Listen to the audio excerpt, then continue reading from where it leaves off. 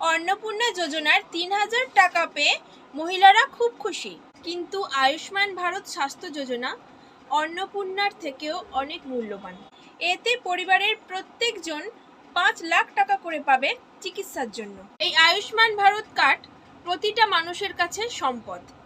এই আয়ুষ্মান ভারত যারা আবেদন করেছেন তারা কি করে জানবেন যে আপনার আবেদন সফল হয়েছে কিনা বা অ্যাপ্রুভ হলো কিনা? এটা বাড়িতে বসে কিভাবে চেক করবেন দেখে নিন ভিডিও। আয়ুষ্মান ভারত প্রকল্পের আমরা ফর্ম জমা করেছিলাম। কিছু ফর্ম আমাদের বাড়িতে এসেছিল, যেমন AAY, PHH, SPHH। এই কার্ডগুলো অঙ্গনওয়াড়ি বা আমাদের স্বাস্থ্যকর্মীরা বাড়িতে দিয়ে গেছিলেন। বেশ কিছু ফাঁকা কলম আমরা পূরণ করি এবং সেগুলো আমাদের বাড়ি থেকে আবার তারা নিয়ে যান বা আমরা তাদের কাছে পৌঁছে দিয়ে আসি।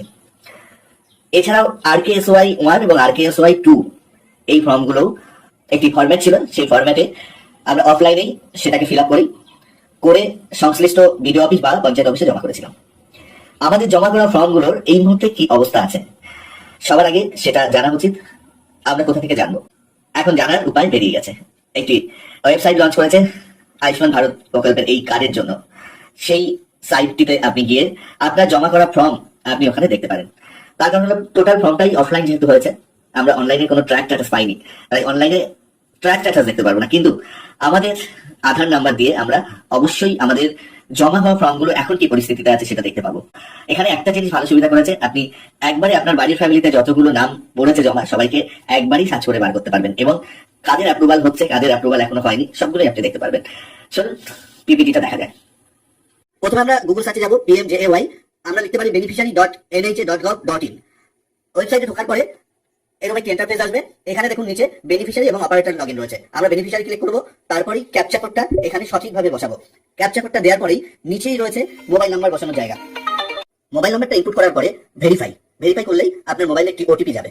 ওটিপিটা আপনি দেওয়ার পরে লগইন অপশনে ক্লিক করবেন। লগইনে ক্লিক করলে দেখবেন একটা অপশন আছে যেখানে স্টেট সিলেক্ট করবেন, তারপরে আপনি আপনার জেলা সিলেক্ট করবেন। জেলা সিলেক্ট করার পরে নিচে দেখুন আপনার কোন আইডি দিয়ে সার্চ করবেন, এটা আধার আইডি করবেন এবং আধার নাম্বারটা অবশ্যই লিখবেন। এরপরে আপনার আবার ক্যাপচা কোডটা এখানে চলে আসবে, আপনি সঠিক ক্যাপচা কোডটা অবশ্যই এখানে ইনপুট করবেন। ক্যাপচা কোডটা ইনপুট হয়ে গেলে সার্চ, দেখুন এটা গোল রয়েছে সার্চ। এটা করলে দেখুন নিচে এই মোবাইল নাম্বারে আপনার যার রয়েছে তাদের ডিটেলসটা বেরোচ্ছে। আমার ফ্যামিলিতে আমার যে কজন ছিল সবার ডিটেলস এখানে দেখাচ্ছে। প্রথমে দেখুন অমিত মন্ডল, আমি নিজে, এখনো ভেরিফাই হয়নি।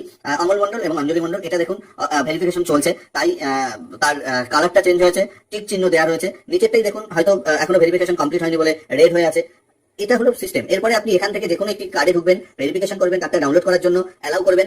এখানে ওটিপি আসবে, কিন্তু আমাদের কার্ড এখনো ডাউনলোড হবে না। এর পরের অপশনটাই ডাউনলোড অপশন আসবে, কিন্তু যেহেতু সমস্ত কার্ড ভেরিফিকেশন এখনো হয়নি তাই ডাউনলোড অপশনটা আসবে না। তার আগের অপশনেই আমি এটাকে স্টপ করে দিলাম।